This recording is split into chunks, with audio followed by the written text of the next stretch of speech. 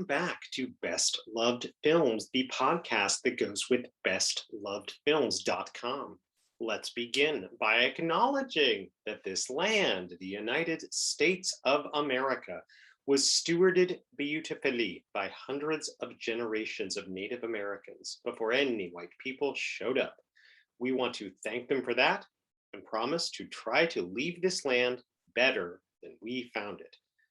My name is Daniel Smith Rousey. I am a filmmaker with a PhD in film and American studies, and I've published 3 books about cinema and media. Today, I'd like to welcome you to the 3rd season of this podcast.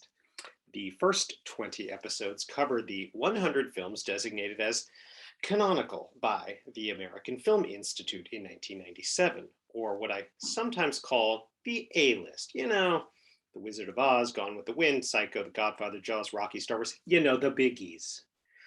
The next 20 episodes of the podcast covered the so-called B-list, which were 100 films that I and critics and audiences considered just as canonical, from Pinocchio to Spartacus to The Shawshank Redemption to Toy Story to The Dark Knight, other biggies. And now I welcome you to the next 20 episodes, or the C-list, which here stands for counter canon, countering the canon that I rather exhaustively established in those first 40 episodes. Right here at the outset, before I introduce today's 5 films, I feel that the counter canon needs a little bit of an explanation. So first, as criteria to be part of the counter canon, the film must be number 1, at least an hour long. Number 2, fictional, not a documentary. Number 3, findable or streamable. Many great films are not or were not, as of September 2021, streamable, e.g. Killer of Sheik. Number 4, American. And this is in the sense that no other country can claim the film. It should centralize at least one Anglo-American person. I'll get more into that. Another part of the counter canon is that the entire 100 films of it doesn't include more than 2 films directed by any particular director, because that didn't seem fair as I was putting it together. Another aspect of this little list is that it weaves together several narrative strands and leans heavily on firsts and top earnings and best reviews. Also, I should say that the term counter canon is meant in the manner of counterculture. The counterculture was never meant to be anti-culture, but instead refers to an oppositional stance to addressing what was ignored and speaking what was unspeakable. As a guideline, most films in the counter canon were, upon release, considered enlightened representations of marginalized groups and often blazed trails for future diversity. This is the positive list. The list of negative representations would include, Fu Manchu films, Step and Fetch It films, Magical Negro films, White Savior films, Greaser films, Madame Butterfly, Cruisin', Rope, The Phantom of the Opera, Song of the South, etc., etc. The well-rounded cinephile will absolutely know about such negative representations, but on this list, they do not pull focus. That said, several of this list's films lift up certain groups or persons while tearing down others, an important theme to explore while watching these. Any or all of these films might be seen as exploitation of the pain of a certain group. Generally, most of the list decenters the white, abled, bourgeois, straight, cisgender male perspective, which is why it leans more on the lived experience of the disenfranchised and less on generalized white male liberal platitudes a la Crash and Zootopia. The C-list doesn't spend much time on white straight male focused films that feature 1 or 2 impressive non-whites, like The Dirty Dozen or 6 Degrees of Separation, although many C-list films still manage to overprivilege pale cis guys like me. Measuring influence and cultural capital is tricky. For example, how do I know that Thelma and Louise and Boys in the Hood deserve to be on this list, even though they aren't in 1991's top 10 box office and didn't earn Best Picture nominations? Well, Films aren't only judged by box office and reviews. Another metric is the testimony of filmmakers who name certain films as their favorites. Ultimately, influence and cultural capital comes down to a series of judgment calls that could evolve a decade hence, but for now, you'll just have to trust an expert. That's me. As the start of a long history, perhaps I should begin with the 1781 founding of Los Angeles by 11 Spanish families. According to Donald Bogle, of these families, 44 men, women, and children, 26 were of African descent and dubbed Españoles Negros or Black Spaniards, like Francisco Reyes, who owned most of the San Fernando Valley and became alcalde or mayor of Los Angeles in 1793, particularly during those 7 decades before California joined the Union in 1850, but persisting into the next 7 decades, races intermingled on the regular. Interracial marriage was sanctified by the Catholic Church. Yes, it was. So when Asians arrived in LA after the gold rush, it did not escape their notice that indigenous persons, Chicanos, African Americans, and whites had been commingling for the better part of a century. Another way of beginning this history might be with Cecil B. DeMille's debut and maybe the first feature filmed entirely in Hollywood, The Squaw Man from 1914, which actually did feature a real Native American woman as the supportive savior and supplicant succumber to suicide. Another option was to begin with Sidney Olcott's rather Squaw Man-like adaptation of Madame Butterfly, this one starring America's sweetheart, Mary Pickford, in Yellowface, as this film's subservient suicide. Both The Squaw Man and Madame Butterfly would get no fewer than 2 big-budget remakes. Yet another way to begin was with the 1915 film The Cheat, the film that established Cecil B. DeMille's worldwide esteem, with its title role of a woman who gets entangled with a stereotypically barbaric Asian man, a role that turns Sesue Hayakawa into silent Hollywood's only Asian star. However, I determined that I would focus this C-list on firsts of the disenfranchised, as well as portrayals of which people can feel proud. Without further ado, films C1 through C5 here on this list are Where Are My Children, Within Our Gates, The Sheik, Body and Soul, and Ramona. This is the oldest surviving feature directed by a woman, the oldest surviving feature directed by an African American, the most stridently anti-Native American surviving silent film by an Indigenous director, and 2 other films whose importance I will explain. Many attempted film canons all but ignore the silent era, like the AFI 100, which only featured 2 silents. I believe this 14-year period of feature filmmaking deserves more. There were many, many silent films that were evolved and progressive. It was, after all, the progressive era. However, only an estimated 20% of silent films survive, and of the surviving features, I hoped for more that were more influential or more categorically first. Now, on that last point, let me give an example. When I asked Curtis Mares, chair of UC San Diego's Ethnic Studies Department, for the Latino equivalent of Oscar Micheaux. If you don't know Oscar Micheaux, we're getting to him. He's a pioneering Black filmmaker.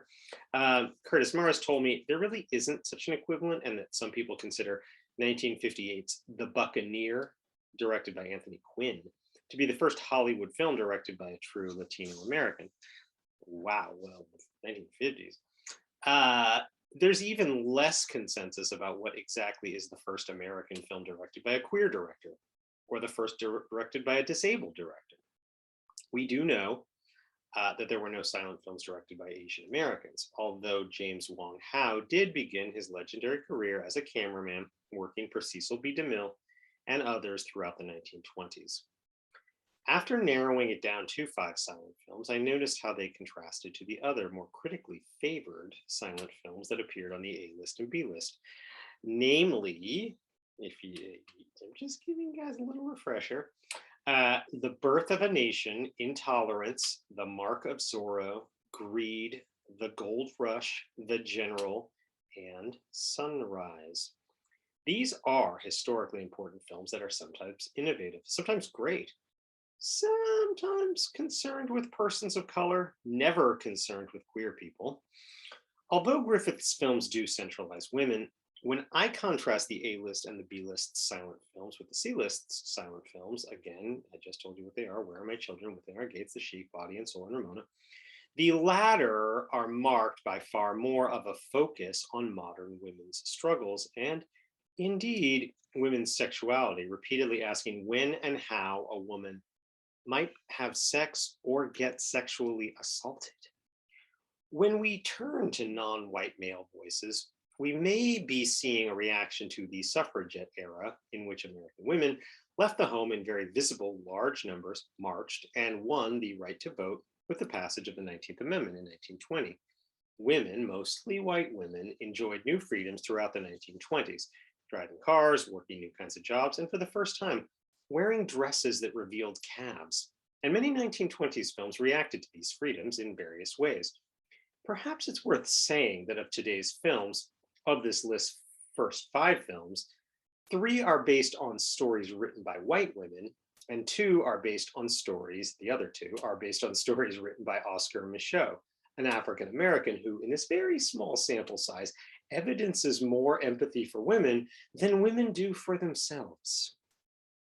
The circumstances of America's early film industry increased the likelihood that women would begin directing features shortly after features became viable in late 1913. Women had proven themselves to be at least 40% of Nickelodeon audiences and 90% of the protesters marching on the streets for women's suffrage. Like any nascent industry, movies needed people who would work cheap, and women too often did. The term cliffhanger was only coined after the runaway popularity of 1914's Perils of Pauline serial, which starred Pearl White doing many of her own adventurous stunts, playing a woman being punished for her adventurous nature. So, speaking of adventures, what is the oldest surviving American feature film that was directed by a woman? Well, there is no consensus answer to this question, and one must problematize several words in the question, starting with surviving, that could change next week if an older film is found.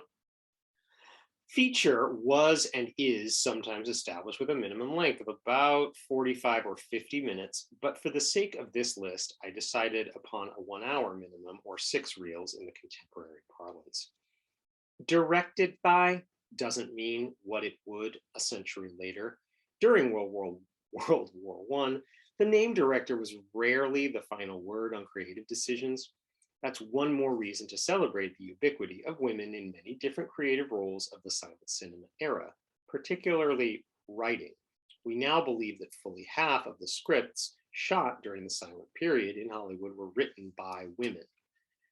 Alice Guy Blache has now come into her deserved due as perhaps the world's first fiction filmmaker, as well as its for certain first female filmmaker. But of her few surviving feature films made before 1916, none can be said to be clearly set or made in the United States. One of Guy Blache's non-features, the 10-minute long A Fool and His Money, released in 1912, is considered the first film with an all-black cast. Okay, then back to where I just was. So what is the oldest surviving American feature film that was directed by a woman? 1916's Where Are My Children is both a reasonable answer and a strong way to begin this list for several reasons. No director is credited on screen, but we know the film was written, produced, and directed by the wife-husband team of Lois Weber and Philip Smalley. Released by Universal, the production company is credited as Lois Weber Productions, something Weber insisted upon, partly because she meant to attract other projects that were both socially relevant and formally daring. Florence Lois Weber was born in 1879 in Pennsylvania, toured as a young singer, pianist, and evangelist, and worked as a repertory and stock actress for years until meeting the head of an acting troupe. Phillips Smalley, graduate of Harvard and grandson of Oliver Wendell Holmes, proposed to and married Lois when he was 38 and she was 25. Keeping her name, Weber began writing spec scenarios for film companies. In 1910, Weber and Smalley started making short pictures and were hired by the New York-based Rex Motion Picture Company, where Weber wrote, acted, directed, edited, made sets, and sewed costumes. In 1912, Rex merged with four other companies to form Universal Films, prompting Weber and Smalley to move to Los Angeles. The merged company's chief, Carl Laemmle, distinguished Universal from other studios by virtue of its female directors and producers. After Laemmle incorporated the Cahuenga Pass Gateway from the Valley to LA as Universal City, Laemmle encouraged Weber to run to become its first mayor, a job she was elected to in 1913. Weber barely had time for mayoral duties in 1914, as she directed 27 films in that year, establishing herself as one of the industry's most reliable and most interesting directors. In summer of 1914, Weber hired a new writing assistant named Frances Marion and mentored her into the most prolific, best-known screenwriter of the silent era, male or female. Weber's films became increasingly complex and layered, from The Jew's Christmas to The Merchant of Venice to Hypocrites, the latter of which featured actually naked actresses to demonstrate the hypocrisies of religion and, well, encourage the kind of publicity that would draw both over prurient audiences and over prudish lawsuits. The scenario for Where Are My Children, written by Lucy Peyton and Franklin Hall, was meant to capitalize on, but not plagiarize, the sensational stories around the obscenity trials provoked by Margaret Sanger's work. Nurse Margaret Sanger was an activist alongside the likes of Emma Goldman and Upton Sinclair, whose personal experience with fatally flawed family planning led Sanger to publish in a socialist magazine columns on sex education that evolved into her monthly newsletter, The Woman Rebel, in which she coined the term birth control, explained contraceptive methods in detail, and asserted every woman's right to be, quote, the absolute mistress of her own body, unquote. By sending The Woman Rebel through the post office, Sanger provoked a 1914 over-prudish lawsuit in the form of her challenge to federal anti-obscenity laws, although the press around her trial seemed more interested in her estrangement from her husband, which is where Are My Children more or less picks up. Where Are My Children begins with title cards forewarning that the forthcoming film is a fantastic idea, but showing it to children is not. A card says, quote, behind the great portals of eternity, the souls of little children waited to be born, unquote, to show abstract golden gates opening to smoke and clouds and columns and maybe heaven? The next card says, quote, within the first space was the great army of chance children. They went forth to earth in vast numbers, unquote. We see a painting of dozens of Raphaelite angel cherub babies 3 times. The first, adorned only by billowing smoke, the second, laced by fire and brimstone after a card proclaims the sad unwanted, and the third, glowing as a cross appears above them after a card hails a group sent forth only on prayer. Finally, the film's first non-abstract imagery introduces us to eugenics believer and district attorney Richard Walton telling a court that criminals are simply ill-born. Richard greets his wife, Edith, as she tends her dogs on a Versailles-like garden patio, where a card says Richard, quote, concealed his disappointment, unquote, over their lack of children, quote, never dreaming it was her fault, unquote. Outside, Walton watches kids play, including his sister's kid, and shakes his head with frustration. In court, D.A. Walton confronts one William Homer because of distributing his book, Birth Control, from which Walton reads aloud the first sentence of chapter 5, quote, when only those children who are wanted are born, the race will conquer the evils that weigh it down, unquote. We flash to Homer's experiences in slums where one woman with a sick infant jumps off a bridge, and another woman physically battles her drunk husband. Homer's chapter 10 asks if, quote, unwanted children should be born to suffer blindness, disease, or insanity, unquote. A title card declares curtly, quote, a jury of men disagreed with Mr. Homer's views, unquote. After a bevy of blue blood ladies leave a lavish garden tea party, Edith murmurs to one, But if she doesn't want to be a mother, she might see Dr. Malfit. And soon, Edith accompanies this woman to the doctor's office, where Edith describes her friend's condition as a, quote, serious ailment, unquote. We see those abstract golden gates close as a card discloses that an unwanted one has been returned, so that a social butterfly can return to parties. The Walton mansion receives two guests, Edith's rapscallion brother Roger and their housekeeper's young adult daughter Lillian, whom Roger courts in the manner of, quote, men of this class, unquote.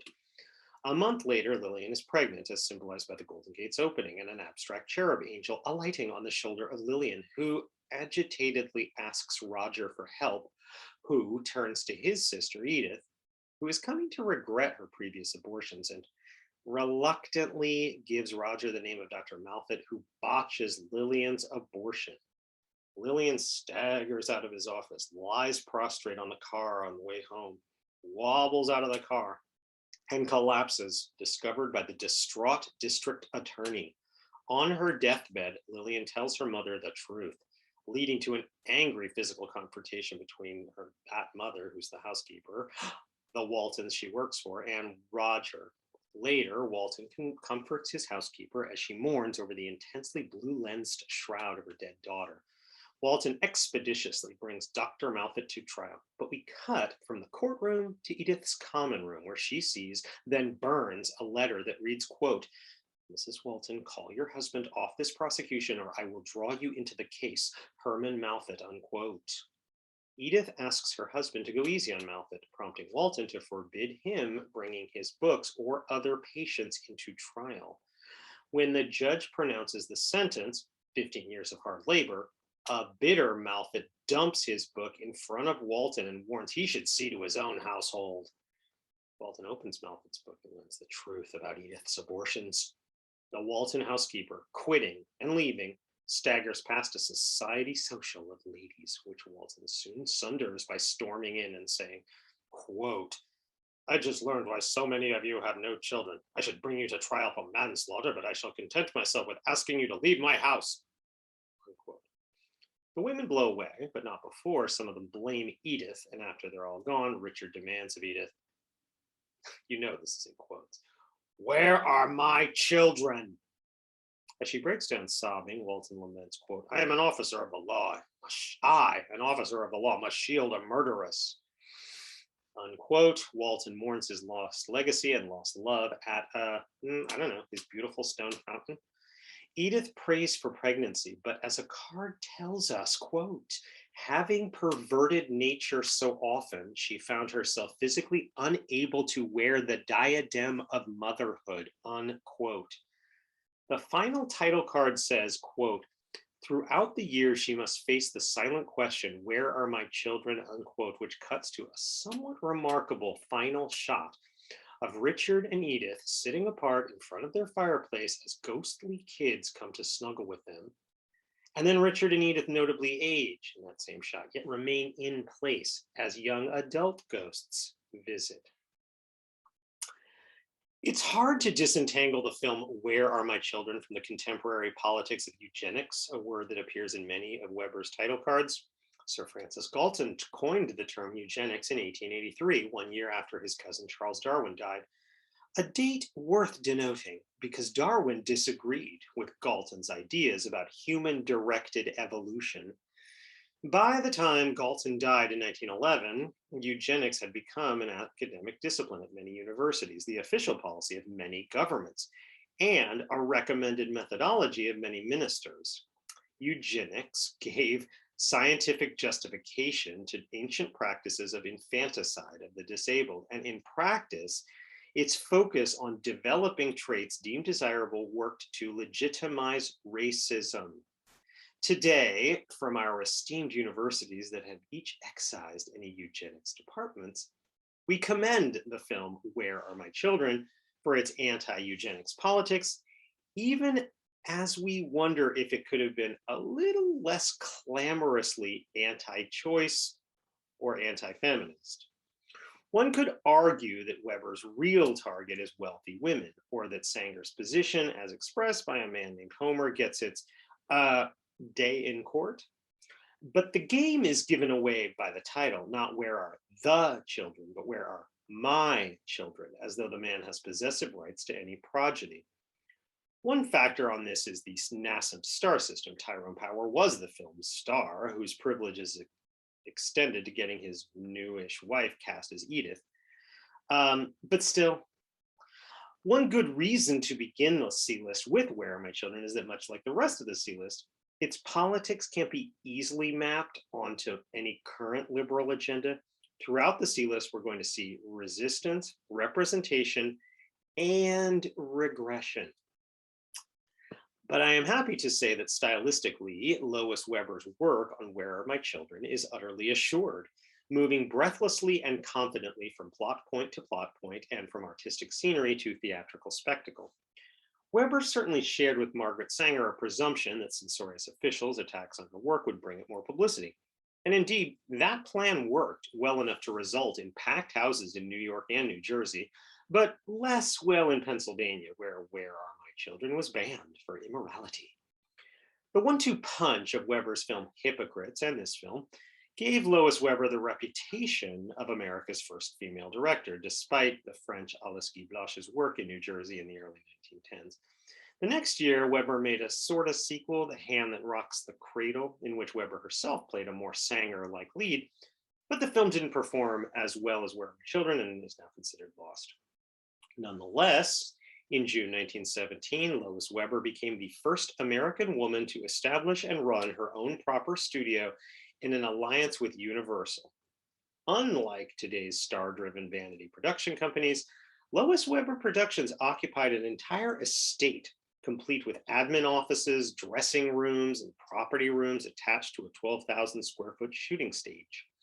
Also, in 1917, Weber became the first female member of the Motion Picture Directors Association, served on the board of the Motion Picture War Services Association, and took over the Hollywood Studio Club so that she could better protect young actresses. Over the next few years, not unlike Law and Order 8 decades later, Weber cannily converted headlines into compelling dramas, and audiences and studios responded positively, perhaps because her films favored victims with Victorian values. By 1920, Weber was as well known and renowned as any other director in town, not excluding D.W. Griffith and Cecil B. DeMille. In early 1921, trade papers hailed Weber as, quote, not only the foremost woman director, she's the whole works, unquote, and one attributed her success to having, quote, a feminine touch lacking in most man-made films, unquote. Biographers are split on her gender as hindrance or help. Somewhat like Emma Goldman or Margaret Thatcher, Weber certainly deserves credit for smashing a glass ceiling, but may have also benefited from the white patriarchy's desire to have a white woman in the room.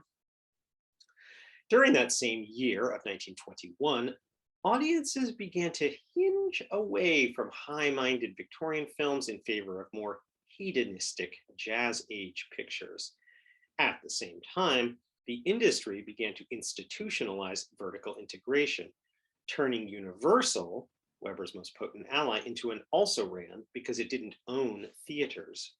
Weber wound up closing Lois Weber Productions and working as more of a director for hire, but she remained Hollywood's most powerful woman, at least until the sound era. IMDb credits her with having directed 135 films, of which we think about 20 survive. Weber inspired other female filmmakers of the period, like Ida Mae Park, Anita Luce, Ruth Ann Baldwin, Lily Warrington, and many, many others.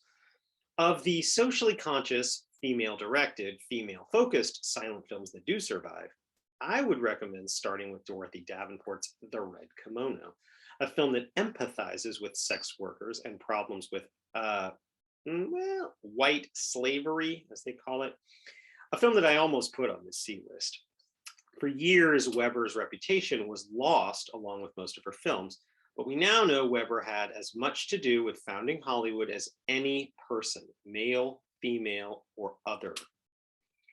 as mayor of Universal City, as leader and board member of guilds, as studio head, and especially as producer and director of what we now call morality plays, Weber succeeded inside the system as well as, and as only, a white person could. At the peak of Weber's career, other Americans were working outside the system, and the most successful of these was, rather incredibly, the African American son of a former slave. If you drive into Metropolis, Illinois, you may well see the town center's statue of Superman, who was not there born, nor created, nor resided. But you won't see any statue to mark the actual birthplace of Oscar Michaud in 1884. Before turning 25, Michaud had worked as a marketer, a stockyard hand, a shoe shine boy, and a Pullman porter, the latter granting the gregarious gentleman grace to meet many sorts of men and to travel west, where he used $2,000 he'd saved to buy land in South Dakota and work as a homesteader. Michaud wrote letters to at least 100 of his African American friends to encourage them to join him at farming, but only his brother ever took him up on it. At the age of 29 in 1913, Michaud used his pastoral profits to publish 1,000 copies of a biographical-ish novel he wrote called, and I'm quoting, "The Conquest, the Story of a Negro Pioneer." And Michaud walked around South Dakota and Chicago selling his book to friends and acquaintances and strangers. After years of producing more modestly profitable grain and novels, in 1918, Michaud received a letter from the Lincoln Motion Picture Company, founded in 1916, that was 2 years earlier, in Los Angeles by the brothers George and Noble Johnson, two African American producers who were determined to counteract the negative stereotypes promulgated by D.W. Griffith in the 1915 blockbuster The Birth of a Nation. The story of the Lincoln Motion Picture Company is an important one that you can read in Donald Bogle's book, Bright Boulevard's Bold Dreams, or on DAARAC The strikingly handsome Noble Johnson went on to play featured Black roles in many of Hollywood's first blockbusters, from The Ten Commandments to The Thief of Baghdad to Ben-Hur to Moby Dick to The Mummy to King Kong. But all this was after the 5-year rise and fall of his Lincoln Motion Picture Company, which told all Black cast stories while, in alliance with Universal Pictures, generally followed the convention of hiring white directors. Amidst the turmoil at Universal in 1921 that also damaged Lois Weber's career, the Lincoln Motion Picture Company shut down without leaving us a surviving African American directed feature film, a situation that might be different if the Johnsons and Oscar Michaud had been able to agree on terms. Instead, after many negotiations throughout 1918, Michaud decided he would ask his network of supporters for money for him to direct The Conquest into a film. Retitled The Homesteader, the film is about a Black farmer who resists many white women out of race loyalty while having terrible difficulties with his Black wife, eventually leading to her patricide and suicide, and her husband being blamed for both. Released in 1919, considered the first feature directed by an African American, The Homesteader did decent business amongst carefully targeted Black communities throughout the Northeast. Sadly, Michaud's first feature is now thought to be a lost film. We are lucky enough to be able to watch his second feature, the oldest surviving film directed by a Black person, Within Our Gates. We don't know much about the production of Within Our Gates, other than to say it was made very cheaply, with actors barely paid, no reshoots allowed, and sets, costumes, and props liberally borrowed and reused. That said, the film condenses so much information into every minute that it never feels repetitive or overdrawn. What do I mean by that? Well, listen to this. Within Our Gates begins with a title card placing us, quote, in the North, where the prejudices and hatreds of the South do not exist, though this does not prevent the occasional lynching of a Negro, unquote. Sylvia Landry, a Southern mixed-race schoolteacher, on a visit to Boston to her cousin Alma Pritchard, reads with her a letter from Canada dated June 1920, from Sylvia's fiance, Conrad, whom Alma secretly loves. Alma eavesdrops as her stepbrother Larry tries to court Sylvia, who tells him she doesn't love this Larry, whom titles tell us is also known as the Leech, is on the loose and is a, quote, notorious member of the underworld, unquote. Alma intercepts a telegram from Conrad intended to inform Sylvia of his Thursday arrival in Boston before the army ships him to Brazil. A cheating scam in a poker game ends in a shootout where Larry kills a player named Red, which turns out to be Sylvia's dream, or does it? Upon Conrad's arrival, Alma tries to seduce Conrad, who rushes to Sylvia's bedroom, only to find, thanks to Alma's machinations, Sylvia in the arms of a white man. Conrad starts to strangle Sylvia, sighs, "I loved you so," and skedaddles. Now, 15 minutes into the movie, a title card takes us to, quote, the depths of the forests of the South, where ignorance and the lynch law reign supreme. We find the hamlet of Piney Woods and the School for Negroes, unquote. We meet Reverend Wilson Jacobs, quote, founder of the school and apostle of education for the Black race, unquote, alongside his sister Constance, as they meet Sylvia applying for a job. Later, Constance tells Sylvia that Wilson can't bear to turn pupils away, but the state doesn't provide enough for Negroes and they'll have to close if they don't get $5,000. Sylvia tells the Reverend that it is the duty of each member of our race, well, I'm quoting her, each member of our race to help destroy ignorance and superstition, unquote. So she'll go up north and try, with God's help, to raise the money. In Boston, Dr. V. Vivian looks out his window, sees a thief mugging Sylvia, runs to cut off the thief, collars him, hands him over to a cop, hands Sylvia back her purse, and returns with her to his office for a pleasant chat. A rich racist, Geraldine Stratton, nods while reading an article quoting anti-Black suffrage Senator Vardaman, who is real, saying, quote, from the soles of their flat feet to the crown of their head, Negroes are undoubtedly inferior beings, unquote. A week into fruitless fundraising, a fretting Sylvia gets flattened by a car carrying one Elena Warwick, who helps bear Sylvia's body to the car. Elena interviews Sylvia in the hospital, where Sylvia shows Elena a telegram from Jacob saying the school will need to be closed in 10 days. On Elena's invitation, Sylvia visits her mansion, where Elena professes to be interested in her race and promises to help the school however she can. But later, when she asks her Southern friend Geraldine for advice, Geraldine laments, quote, can't you see that thinking would only give them a headache, unquote. Instead of granting Sylvia $5,000, Geraldine recommends giving $100 to a Black preacher named Ned, whom we see all made up like a devil, animatedly telling his nodding congregation, quote, the white folk, with all their schooling, all their wealth, all their sins, will most all fall into the everlasting inferno, while our race, lacking these vices and whose souls are more pure, will most all ascend to heaven, unquote. Later, when two of Ned's old racist white friends show him the article about Black voting, Ned bows his head, shuffles his feet, smiles sheepishly, and tells the whites his sermons always say, quote, this is a land for the white men and Black folk gotta know their place, unquote.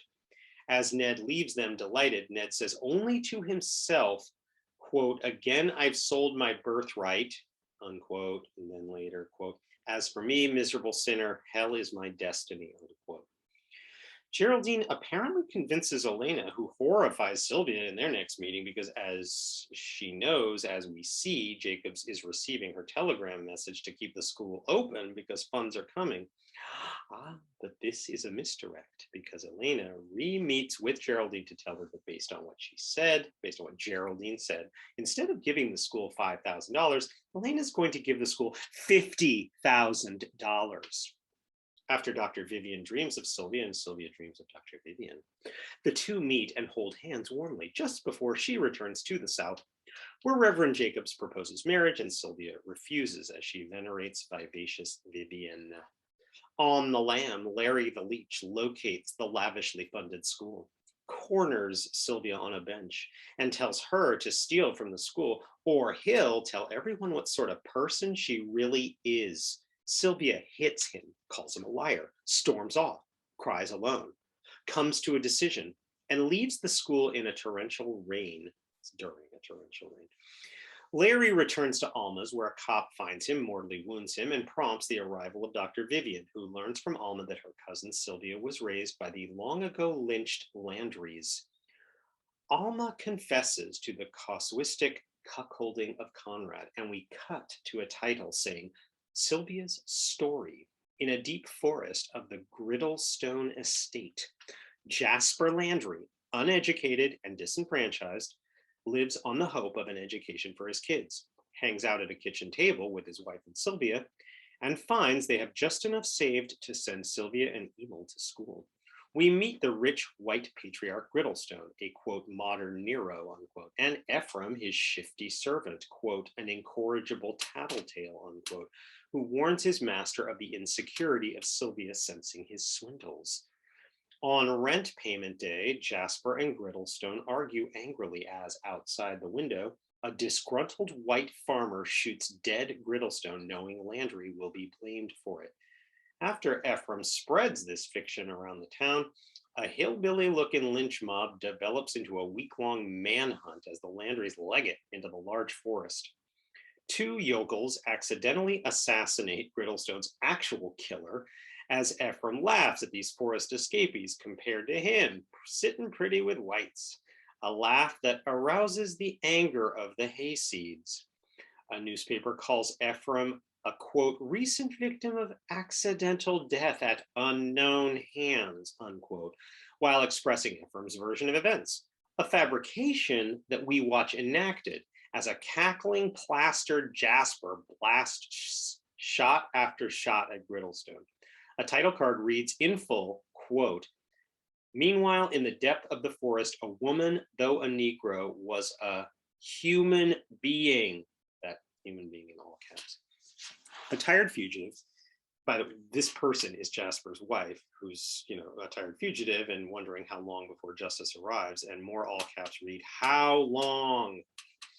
The lynch mob belatedly locates the Landry parents, hang them with nooses, and sets their bodies afire, which is cut with an old white Griddlestone brother attempting to rape Sylvia in a far-off safe house. As the violence becomes more vicious, we cut to Vivian, hearing the narration of Alma, whose dialogue card says, quote, a scar on her chest saved her because once it was revealed, Griddlestone knew that Sylvia was his daughter, his legitimate daughter from marriage to a woman of her race, who was later adopted by the Landrys, unquote. Deus Ex Machina.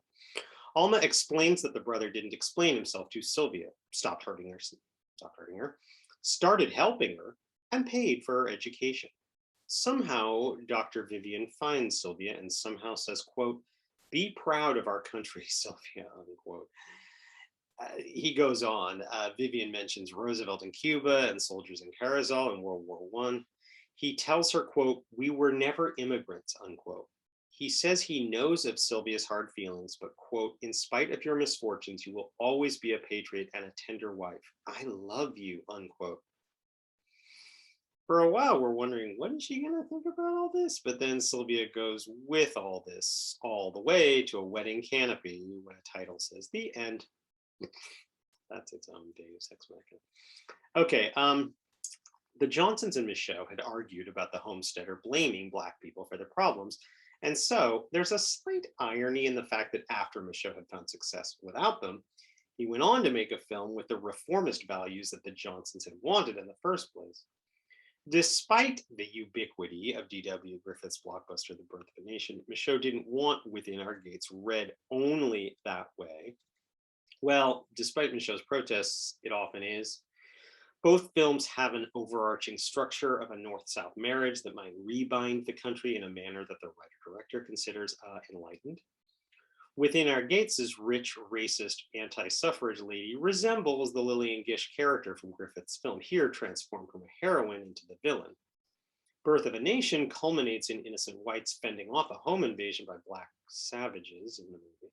Within Our Gates culminates in Sylvia fending off a home invasion and rape by a savage, rich white man, a scene intercut with a lynch mob hanging two innocent Black people and burning their bodies. Local censoring boards singled out these two vignettes, particularly in the wake of what were called race riots. In the summer of 1919, in many American cities, especially Chicago, that summer of white violence against blacks was its own sort of reaction to the validation given to the Ku Klux Klan by The Birth of a Nation, which was still playing to packed houses in 1919, 4 years after its release. Michaud explained he was reacting not only to Birth of a Nation, but to everything: Jim Crow laws, suffrage, the Great Migration, peonage, black criminals, and especially the savagery and hypocrisy shown by whites against black people. Reacting to the Chicago board, Michaud did make a few superficial cuts to the film, but chose to premiere Within Our Gates in Chicago anyway, where it began doing reasonable business in, again, carefully targeted theaters in urban America, the sort of theaters where whites rarely ventured. Ronald J. Green felt that the title Within Our Gates was a warning to white marauders coming into black communities, although it can also be read as a proto for us by us type solidarity. In the narrative of this list, the fiery gates that Lois Weber imagined to symbolize young souls in peril take on a less imaginary realism.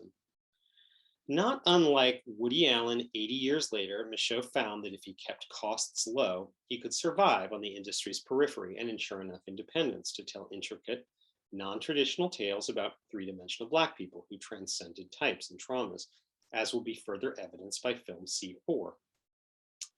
Ordinarily, Hollywood reacted to any American film success with either a contract for the creator or a knockoff imitation, but not in the case of the nascent Michaud oeuvre.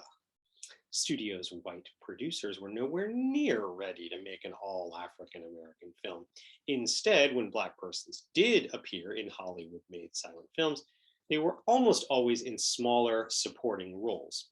Consider the first Black actor of any gender to be offered a 5-year contract, Madame Sultuwan, a daughter of former slaves that worked for and consistently praised D.W. Griffith and mostly played mammy roles. Oh, yeah. The first male Black actor accorded a long-term contract was 9-year-old Ernest Morrison, better known as Sunshine Sammy, around whom producer Hal Roach did attempt to build motion pictures. In 1921, the following advertisement appeared in the trades, which I quote verbatim. Oh yeah, verbatim. Quote, Hal Roach presents Sunshine Sammy in The Pickaninny. Hot dang, eyes here, Jemmins. Who doesn't know Sunshine Sammy, the funny little darky of the Hal Roach comedies? Millions have laughed at him. Unquote. I'm stopping the quote there. Did I mention that what I just said was a quote? Parenthetically, the film The Pickaninny didn't do well, thank God. And so Roach cast Morrison as part of Our Gang, which became a smash hit series of shorts later known as Little Rascals, with one Black child among other leading kids. The well-read cinephile will absolutely know more about Madame Sultuwan and Sunshine Sammy, but as I've said, this countercanon emphasizes breakthrough positive contributions from marginalized groups. Based on that, film C3 may seem a curious choice, but consider the context. The 20s were the heyday of Chaplin, Keaton, Fairbanks, and Pickford, the latter starring in Frances Marion's Pollyanna, a breakthrough in representation of disability that would have been on this list if the film were longer than an hour. Instead, this film C3, my film C3, was, however problematically, the decade's most important representation of two groups, Latinos and Arabs. Now, let me tell you something you may not know, or you might. In Hollywood's early days, non-whites were rarely seen headlining films, with the sole exception of Sesue Hayakawa, who headlined at least 40 films before 1922. Yes, in every case, his name was the first one on the poster. Now, I'm not certain that Bruce Lee, Jackie Chan, and Jet Li put together were first billed in 40 American films. Unlike them, however, Hayakawa was mobilized to play non-East Asians, for example, Ahmed in An Arabian Night, and a Spanish matador in The Brand of Lopez, both from 1920.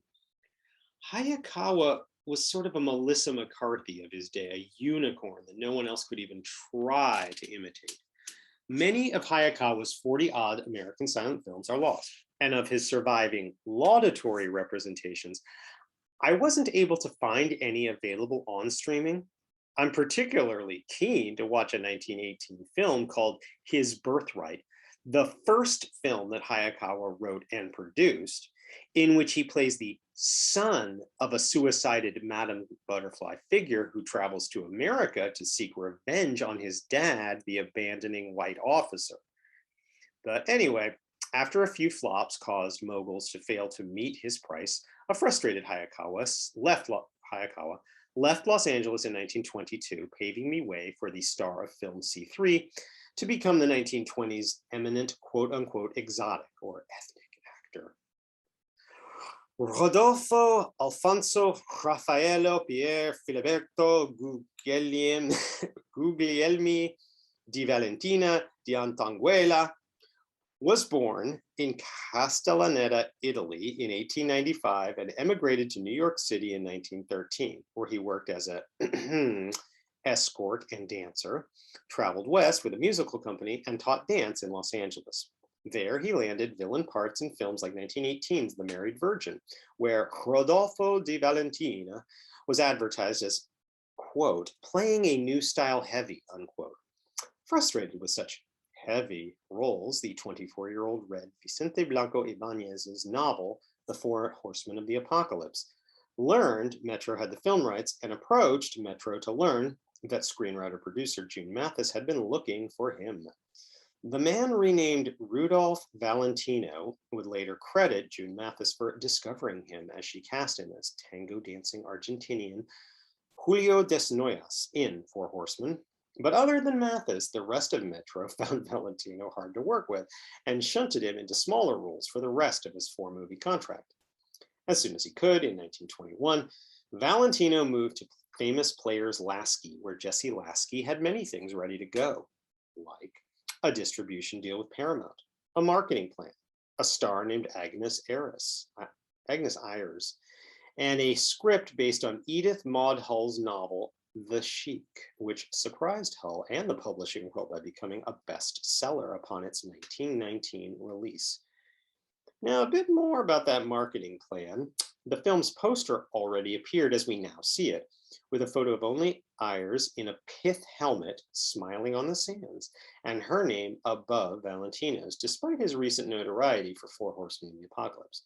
However, Valentino signed knowing he was getting the title role and a plan to begin marketing him as the Latin Lover, a brand new coinage that I'll discuss in depth after I delve into the movie's plot. Oh, about that plot. In Hull's novel, the Sheik clearly rapes Lady Diana.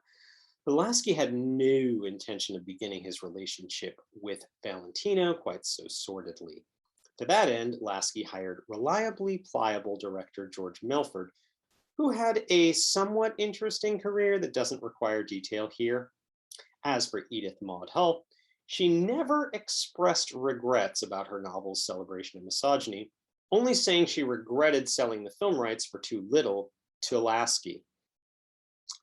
The Sheik begins with camels and desert canopies and oasis markings and praying Arabs in tunics, and a title card saying, quote, where the children of Araby dwell in happy ignorance that civilization has passed them by, unquote. Another card introduces us to, quote, maidens chosen for the marriage market, an ancient custom by which wives are secured for the wealthy sons of Allah, unquote. We meet the young Sheik Ahmed Ben, his name is Sheik Ahmed Ben Hassan, smiling broadly while granting a desperate chieftain an exception to losing his daughter to the market. A title card reads, quote, on the way to the harems of the rich merchants to obey and serve like chattel slaves, unquote. Drinking tea at a souk in Biskra, which is a real city in Algeria, Biskra, wealthy white women disapprove of Lady Diana Mayo's wild scheme of a tour into the desert, quote, with only native camel drivers and Arabs, unquote. Oh no. We meet Lady Diana. No, not that Lady Diana, the one from the 20s. And her brother, Sir Aubrey, who fails to persuade her to call off her adventure. At an evening party in Biskra's Monte Carlo, Arabs perform with prancing ponies and upcast spears as a young tuxedo-clad man begs Diana to remain with him, to which she answers, quote, "Marriage is captivity, the end of independence. I am content with my life as it is," unquote. Sheik Ahmed enters, commands his retinue into the casino, and shares a brief, warm eye contact with Diana, who is told by a white guy that the casino is Arab only. When she objects to such savage rules, the white guy objects that the Sheik is no savage, but a Paris educated Arab. Diana sees a belly dancer performing, returns to her room, and instructs a servant to bring the dancer to her room, whereupon Diana obtains this woman's full uniform. Veiled, Diana sneaks into the casino to observe a belly dancer performing for the Sheik and other bidders, but when a host grabs Diana by the hand, we're misdirected into believing we'll see Diana perform and or sold as chattel. Instead, the Sheik inspects Diana, rips off her veil, and smiles broadly while declaring to his fellows, quote, "The pale hands and golden hair of a white woman," unquote. By the way, Agnes Ayres' hair is brown throughout the entire film. The Sheik removes Diana's outer burqa to reveal her ornate bedla and a gun she is pointing at him, causing him to grinningly ask who invited her, to which she answers she wanted to see the savage that would keep her from the casino. The Sheik cheerfully bops the burqa back on Diana, asks if he, the savage, can escort her to the door, sees her off, and hears from one Mustafa Ali that he is booked to escort her to the desert. At dawn, not unlike in Disney's Aladdin 7 decades later, Sheikh Ahmed scales her balcony and hops into her chambers, in this case to creepily watch her sleep before escaping, awakening, and serenading her with a song about loving pale hands. In pith helmets, Diana and brother Aubrey ride horses into the desert until she tells him she'll see him in a month in London. And roughly a second after he absconds, Mustafa Ali smirks as he signals a score of soldiers on horses who storm over the hill and induce Diana to panic, flee the other way, shoot back at them, and drop her pistol. Sheikh Ahmed leads the posse, sidles up alongside Diana, jumps onto her horse, grabs her, and says, quote, "Lie still, you little fool," unquote, as the regiment, rejoicing, raises its rifles. A card says, quote, "Her exultant dream of freedom ended, a helpless captive in the desert wastes," unquote. In the Sheik's desert village, Diana delivers a defiant glance as Ahmed walks her into his massive tent complex and introduces her to Zyla, her barefoot female servant, as well as Gaston, his besuited French valet, who is told to attend to Diana's every need. When she asks why he brought her here, he smilingly replies, "Are you not woman enough to know?" unquote. Ahmed leads her into her private room and disparages her pants, saying it wasn't a boy he saw in Biskra. Diana tries to escape in a strong sandstorm, but the Sheik brings her back inside to be rewarded by her blade, at which he laughs, disarms her, and claims he could make her love him.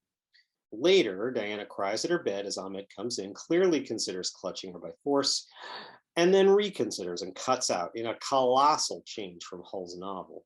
Zyla enters and gives Diana a comfort hug and an uncomfortable burqa to wear. Sheikh Ahmed is thrilled to learn of a coming visit from his novelist friend Raoul from Paris. But when Diana distresses of Raoul discovering her in Arab accoutrements, Ahmed arranges for her attire to return before he returns from Biskra with Raoul. Seeing her joy, Ahmed attempts a goodbye kiss, only to see her distaste. So he says, quote, "You hate them so much, my kisses." While the Sheik is in Biskra on an excursion with Gaston, Diana fools him into dismounting, hits his horse, and escapes. Elsewhere, Ahmed winsomely warns Raoul not to be bewitched by Diana. Raoul replies, "Does the past mean so little to you that you now steal white women and make love to them like a savage?" Ahmed thinks, smiles, and responds, quote, "When an Arab sees a woman that he wants, he takes her," unquote. A caravan of bandits led by the villainous Omar almost seizes the runaway Diana, but Sheikh Ahmed's entourage arrives in the nick of time to save Diana's life.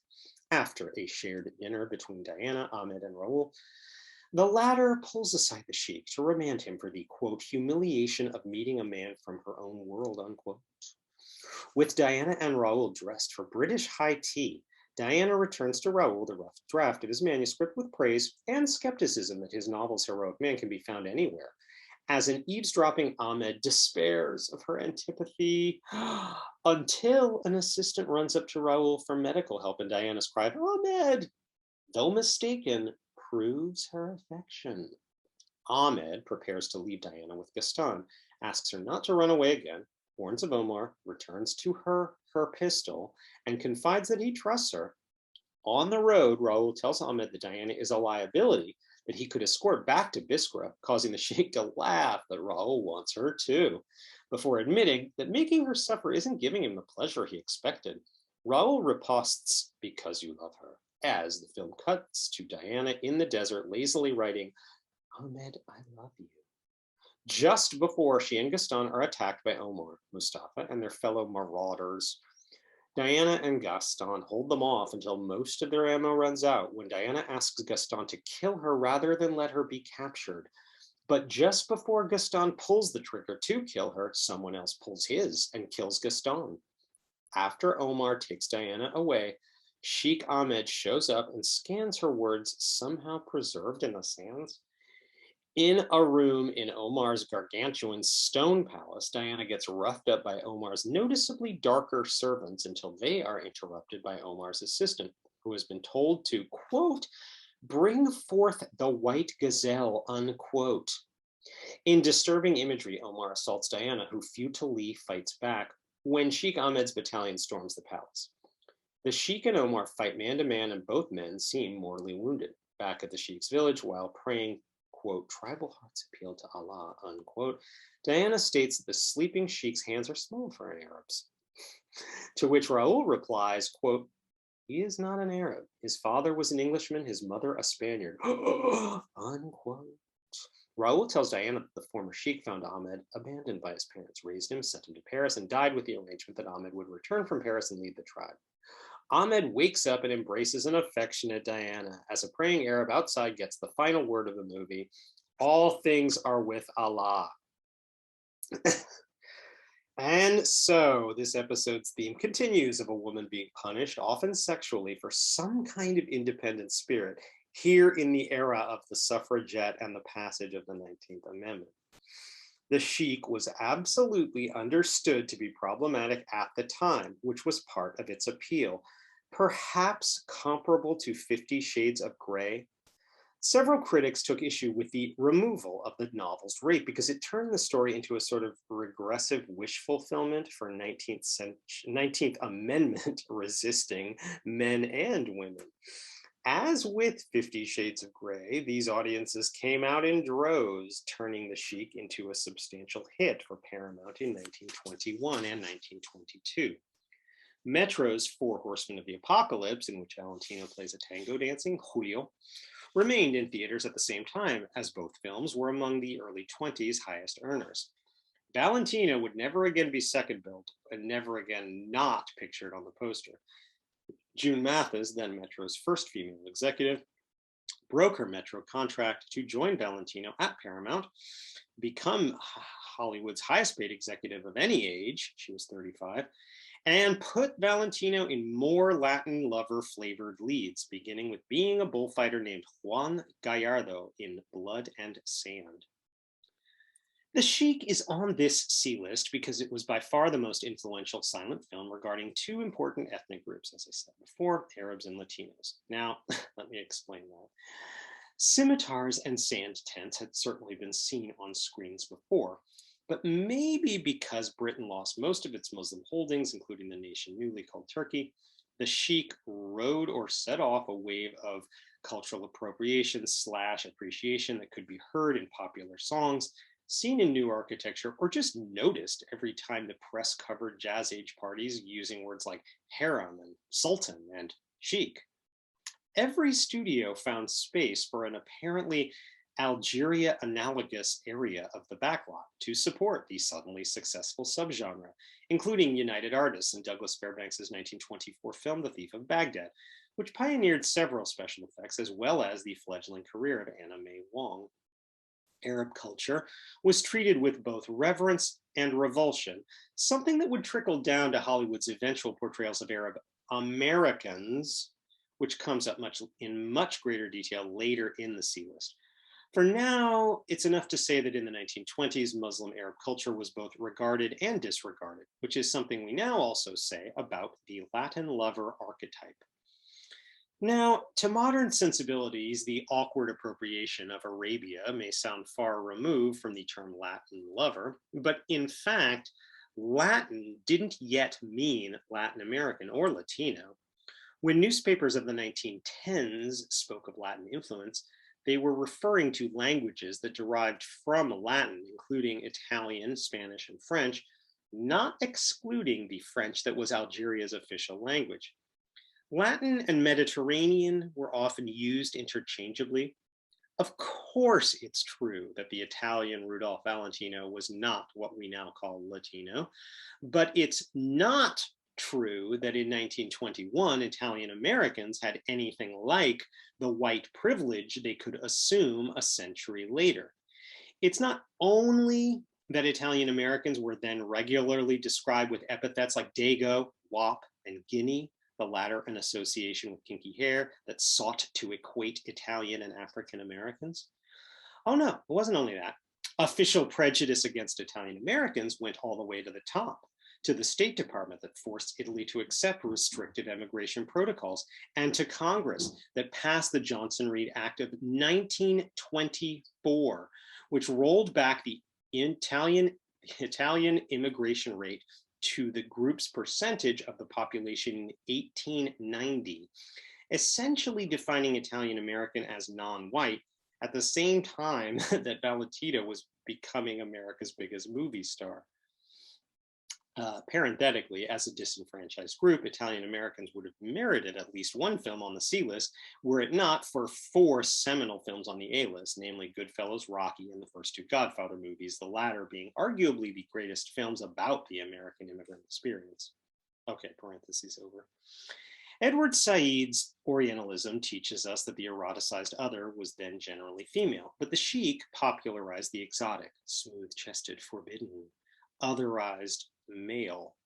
Charles Ramirez Berg, author of Latino Images in Film, Stereotypes, Subversion, and Resistance, writes that the Sheik, quote, began to define a new kind of screen lover and other way of making screen love, unquote. And the film launched, quote, the Latin lover as a remarkably consistent figure played by a number of Latin actors, all maintaining the erotic combination of characteristics instituted by Valentino, unquote.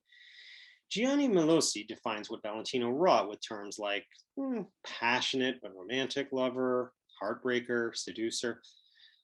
But we might also include, and this time I'm using a term I've seen in a lot of scholarship, racial transgressor. I highly recommend Nadia Lie's essay and her essay is called From Latin to Latino Lover, Hispanicity and Female Desire in Popular Culture, in which Lie begins by drilling down on what exactly Valentino represented in the Sheik. For Lie, Sheik Ahmed embodies contradictions between Europe and non-Europe, tenderness and danger, deference and strength, singing and kidnapping, and eroticism and exoticism, all eventually resolved by the reveal of his heritage. Lie notes that Ahmed is actually a European dressed as an Arab, and in this way comparable to another figure who entered the popular imagination around the same time, Zorro. As my B listeners know, Zorro was actually a caballero dressed as a highwayman, and Lie claims that Valentino's Latin lover and Zorro eventually merged in the public imagination into the Latino lover informed by a certain performative masculinity, a sort of alpha male hot dogging, leavened by expressions of passivity and or femininity. As stereotypes go, the Latin lover can't be considered as pernicious as the ones within our gates Geraldine espouses regarding Black people. The worst thing about Hollywood's Latin lover type is that he authorizes misogyny on screen. The best thing about him is that he provided work for actual Hispanics, from Ramon Navarro, cast in the title role in Cecil B. DeMille's 1925 production of Ben-Hur after Valentino turned it down, to Ricardo Montalban, to Anthony Quinn, to Antonio Banderas. In a sense, none of them could quite shake Valentino's shadow, and Valentino himself could never quite shake the Sheik. Finally, agreeing to appear in a sequel, The Son of the Sheik, which was released in September 1926, 2 weeks after Valentino's shocking death in New York at age 31 of perforated ulcers and peritonitis. On August 24, 1926, about 100,000 people lined the streets of Manhattan to watch his coffin go by. Suicides and rioting were reported, and at least 100 New York police officers were summoned to restore order. The word celebrity hadn't existed 10 years before. Valentino had proved its power, not least to get white people to relate to persons understood to be non-white. That said, when it came to Black people, Hollywood in the mid-20s wasn't exactly hurrying to put them front and center. So when we look back at the period, we find the best surviving pictures about Black people remain the fringe films written and directed by Oscar Micheaux. Body and Soul from 1925 is sometimes called Micheaux's masterpiece. It's the only one to survive with all its original title cards, though that may be partly because it starred and debuted a 27-year-old future star and anti-racism activist named Paul Robeson.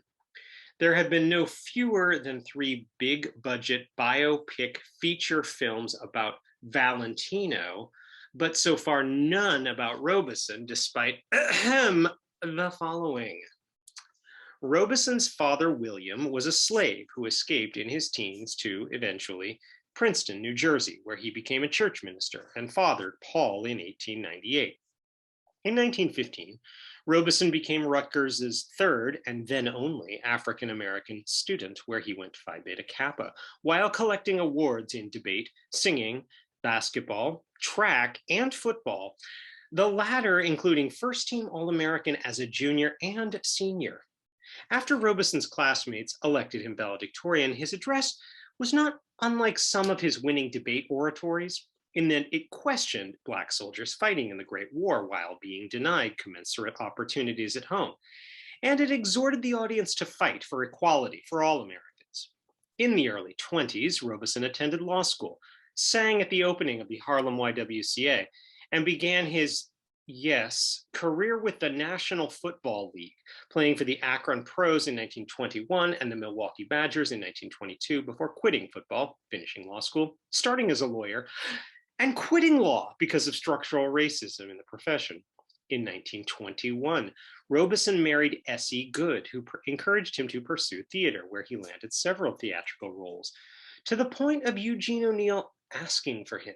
And soon, not unlike June Mathis, Essie Robeson negotiated and arranged for Paul to star in dual roles in his film debut. In the 5 years between Within Our Gates and Body and Soul, Oscar Micheaux somehow wrote and directed 10 films with mostly African-American casts. By 1925, the press referred to his movies as race films, a term that his distributors encouraged because it drew Black audiences to his movies. By 1925, Micheaux had already adapted the 7 novels he'd written before making his first film, but he well knew how many more African-American stories had never been seen on screen. Micheaux had a plan for a sort of Black priest and the pauper, if you will, and when he learned that Eugene O'Neill's favorite Black actor was the son of a preacher man, he only needed to know if Robeson could risk offending his own father. Robeson replied that his dad was dead, and Robeson would be proud to play a false prophet. New York State, however, claimed the immoral and sacrilegious result would tend to incite to crime, and Micheaux wound up making many cuts before the film's exhibition. Based on the trenchant testimony that sustains in the film, I would have loved to have seen what New York State saw. Body and Soul begins by introducing us to Reverend Isaiah Jenkins, Jeremiah the Deliverer, quote, still posing as a man of God, unquote, as a newspaper article confirms. A Negro in business, that I should have put that in quotes, it's on a title card. Rogers welcomes Jenkins into a prohibition-prohibited speakeasy where Jenkins samples and approves of Rogers's liquor. A cut to two women. Seems at first like a mistake, but I ask you to put a pin in that moment. Speakeasy proprietor Rogers informs Jenkins that he normally asks for payment, but he's a reverend who pockets a full flask of moonshine and successfully demands payment from Rogers if Rogers doesn't want to hear about his speakeasy in a sermon soon. As the drunk Jenkins staggers home, we return to the house of those women, as Mother Martha takes savings money out of a Bible, sits in her chair, and sleeps. Her young adult daughter, Isabel, awakens at 1:30 a.m. to see her mother stressing over a dream, standing, stashing the cash back in the big Bible, stuffing the book in a dresser drawer, and shoving it to bed. Yellow Curly Hines of Atlanta arrives in Tatesville and proceeds to Rogers' speakeasy, where Rogers charges Hines to check out Jenkins's church. On Sunday morning, while preaching from the pulpit, Jenkins spies Hines in the pews and flashes back on the prison time they shared together. In a private room, Hines tells Jenkins he isn't looking for him, but instead for girls for cotton blossom shoulder shakers, like, say, Isabel. Jenkins's dead ringer lookalike, Sylvester, courts Isabel, who brings him home to get her mother's permission for them to marry. Martha refuses permission, casts out Sylvester, and insists that Isabel should marry Jenkins, whom Isabel calls a drunkard and a sinner. Calumnies that cross-cutting confirm. Amidst photos of Booker T. Washington on the walls, Martha promises Isabel a fortune if she marries her pastor. But upon her daughter's continued refusal, the mother calls the daughter an ungrateful sinner and pushes her down on their bed. With Isabel gone courting Sylvester, two neighbors come calling in frilly Sunday clothes, Sis Celine and Sis Lucy, who are soon joined by Reverend Jenkins. When Isabel returns home, Martha offers her daughter to the preacher, who prompts the prissy ladies to leave so that he can save this young woman's soul. Isabel refuses Jenkins and opens the door to hug her mother, upon which Jenkins blames her attitude on the devil, his no-account brother, and Martha for letting this child become worldly, unquote. After Martha closes the door on them again, Jenkins literally twists Isabel's arm, followed by an ominous title card with one word, later. Martha re-enters to see her stiffly standing daughter and smiling reverend who saucily sounds off, quote, "It was a great struggle, Sister Martha, but the Lord's will be done. He won," unquote. As Martha clutches a shell-shocked Isabel, Jenkins shouts, quote, "And now I must carry his work into the byways for other sinners. I'll be moseying along," unquote. With him gone, Isabel cries in the arms of Martha, who makes many wrong guesses about what's bothering her daughter. And title cards bring us inside her thoughts, quote, "something vague, disquieting, bewildering. But of course, it was only the word of the Lord, only the work of the Lord, unquote." Believing Isabel wants fresh food to cheer her up, Martha goes to the store, buys some, runs into Sis Celine and Sis Lucy, and laughs with them as we cross-cut to a disconsolate Isabel packing up all her possessions, writing a note, feeling, quote, "crushed body and soul," unquote, leaving home, stumbling around lost, and boarding a train.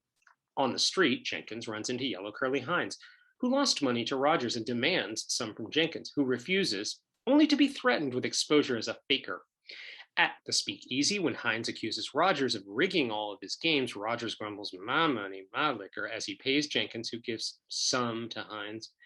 Martha returns home with Sis Celine and Sis Lucy, aims to show them Isabel's dowry, opens the Bible, gets stunned to find it cashless, and finds the note reading, quote, "Dear Mama, I have taken your money and am running away. Don't attempt to follow me, for I shall hide. Please try to forget your heartbroken daughter, Isabel," unquote.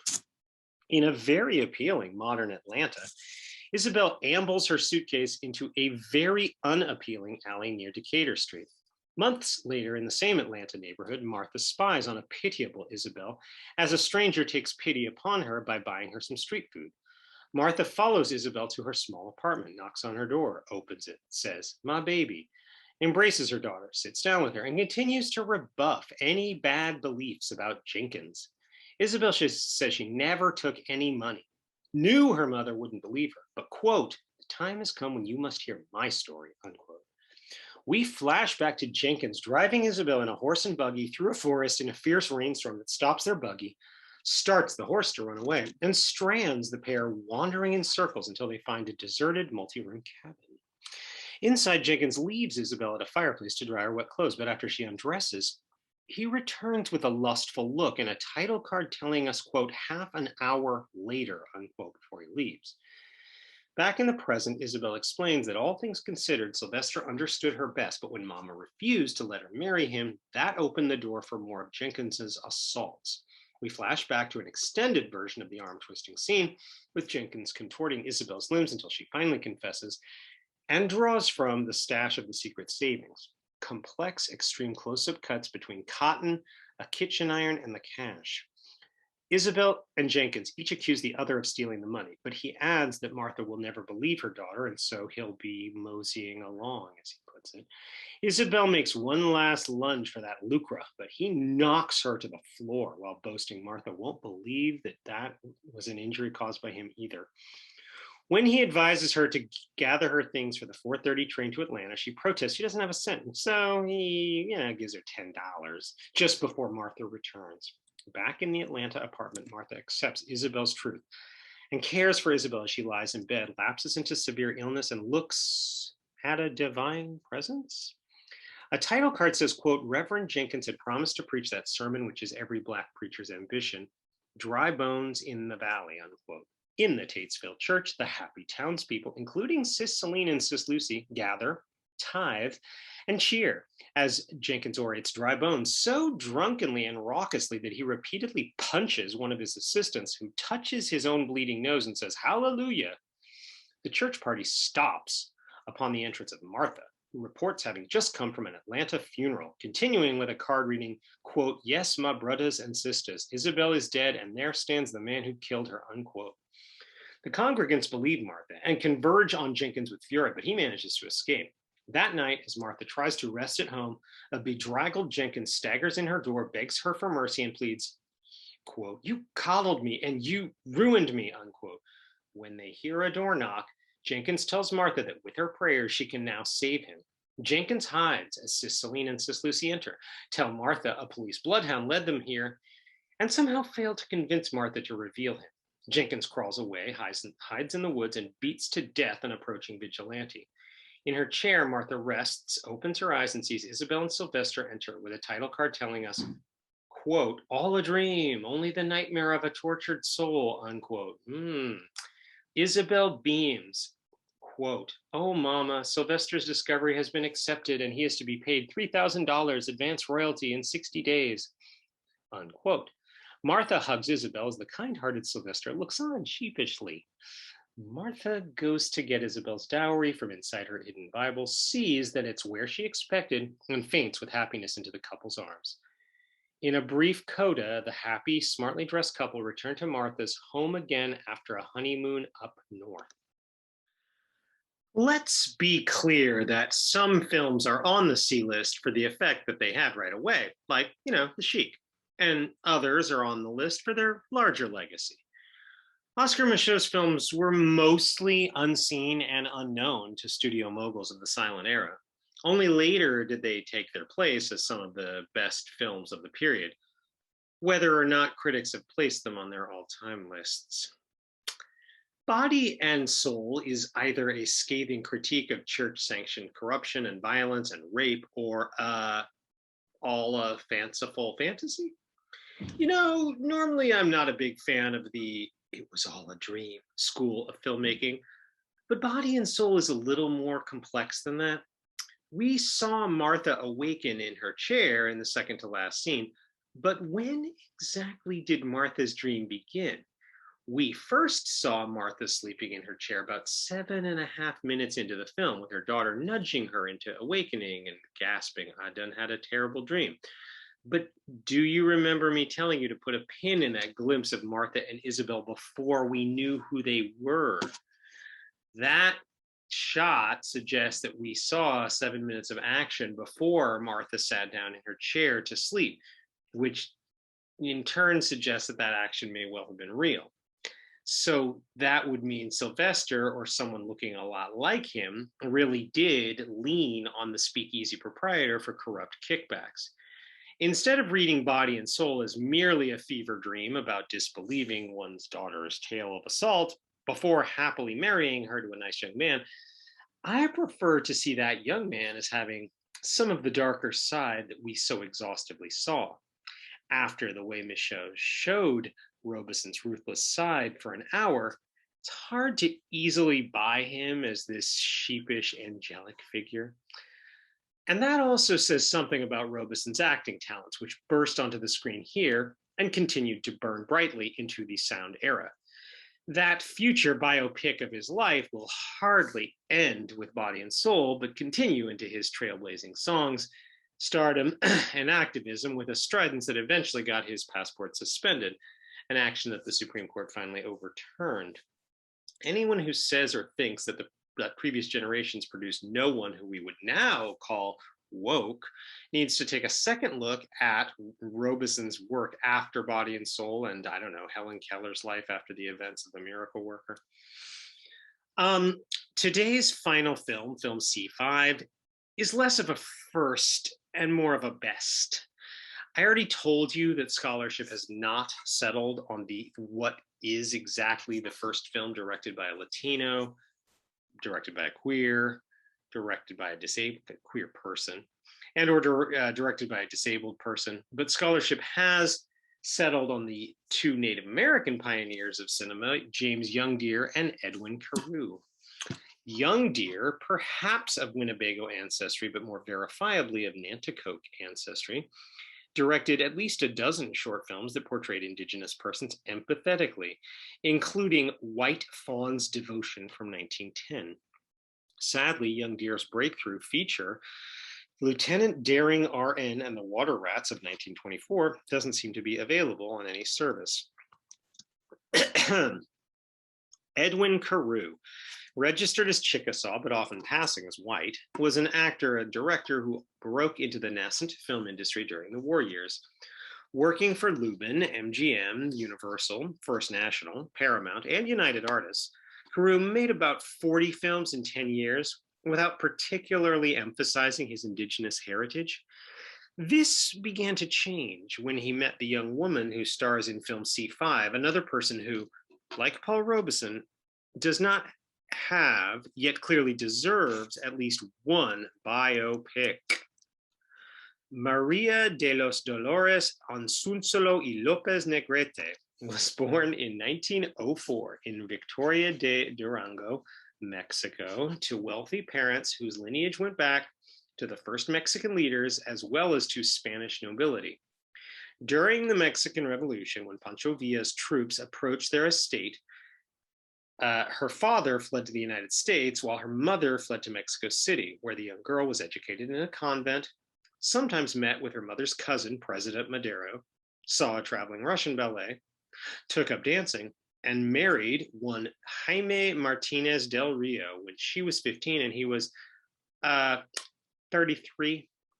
Jaime and Dolores honeymooned for years in Europe, where Dolores's dancing duly impressed some dukes and duchesses. After the cotton market crash of 1924, Jaime and Dolores had to sell jewelry and settle with their wealthier relatives in Mexico City. And it was there, during a chance encounter, that American film director Edwin Carew met the woman whose name he would shorten to Dolores del Rio. Carew told Jaime that he could make a sort of exotic star of his wife, or as he put it, quote, the female equivalent of Rudolph Valentino, unquote. Jaime hoped to succeed as a screenwriter, and Del Rio's mother approved of the move, quite unlike most of her conservative Catholic friends. Upon their arrival in Los Angeles, Carew paid for announcements in the trades that positioned Dolores Del Rio as an almost Anastasia Romanov-like figure, the dispossessed First Lady of the high Mexican society, soon to appear in 1925's Joanna, quote, led by her discoverer, Edwin Carew, unquote. Mostly acting for Carew or ace director Raoul Walsh, Del Rio worked her way from supporting roles into leading roles in only 2 years. After all the press surrounding the death of Valentino, audiences responded well to the promotion of many sorts of Latin lovers. And in 1927, Walsh directed her in her first truly Hispanic leading role as the title character of The Loves of Carmen, a silent film based more on the novel than the opera. It's silent. Around this time, Carew arranged for United Artists to cast Del Rio as the eponymous lead in Ramona. After the success of The Jazz Singer, United Artists hoped to make Ramona its first sound film, but Carew and his crew weren't ready. As a counteroffer, Carew shot parts of Ramona in and around Zion Park, Utah, where the scenery would presumably be beautiful enough to make up for the fact that sound equipment couldn't possibly go there. Ramona did become United Artists' first film with a synchronous score and sound effects, but without dialogue. It remains classed as a silent film. Helen Hunt Jackson's very popular novel, Ramona, published in 1884, had already been adapted into two films, the first a short directed by D.W. Griffith in 1910. But Carew had several personal reasons to make what came to be considered the canonical Ramona. For one, American audiences had demonstrated their empathy with Native Americans, most recently with the 1925 hit film, The Vanishing American. And Carew felt that within the confines of soapy melodrama, he could create at least one scene that showed the true brutality and violence of white settlers against natives. Another reason was that Carew saw certain parallels with Jackson's story and his and Del Rio's actual life. Del Rio was born with mixed ancestry and grew up under wealthy yet reduced circumstances, much like the novel's Ramona.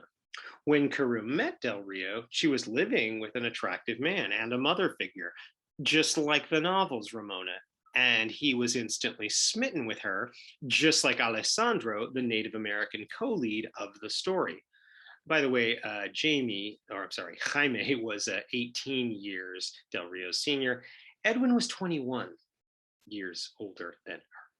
In Jackson's novel, Alessandro waits, then spirits away Ramona, at first to a village, then high up in the California hills where her former friend can't find her. Carew spirited Del Rio as far as Hollywood. Maybe if he kept making movies with her, he could convince her to leave Jaime and join him in the high hills. Carew might have even played Alessandro. I mean, he had acted before in many films, but UA demanded a star and found Warner Baxter, a white guy who, in Valentino's wake, had steadily been playing Latin lovers, yet wasn't dark enough for a Hollywood Injun, and so realized the role in Repulsive Red Face. Working with his brother, screenwriter Phineas Fox, also Native American, Carew wound up mostly removing the novel's elements of conflict between Mexicans and Americans. The novel justifies Senora Moreno's anger because the white American invaders have cut up her land. In the movie, she's an evil Spanish aristocrat with contempt for her browner employees, more like the malicious caballeros in the then popular Zorro stories. In the novel, despite Alessandro's native heritage, he is very piously Catholic. Although the movie's father, Salvadera, does marry Alessandro and Ramona, we don't hear Alessandro say anything Catholic, and instead presume Ramona has converted to Temecula Native American. After things go horribly wrong, the film's Ramona prays to Mother Mary, saying, "Forgive me," suggesting she's sorry she suspended her Catholic faith. Well, you'll forgive me if I read this as one of several somewhat mixed messages from the movie. To wit, Ramona's first narrative title card reads, quote, "Early California in the colorful days of the Spanish dons," unquote, as we cut to mission bells, monks in repose, and miners pickaxing a river.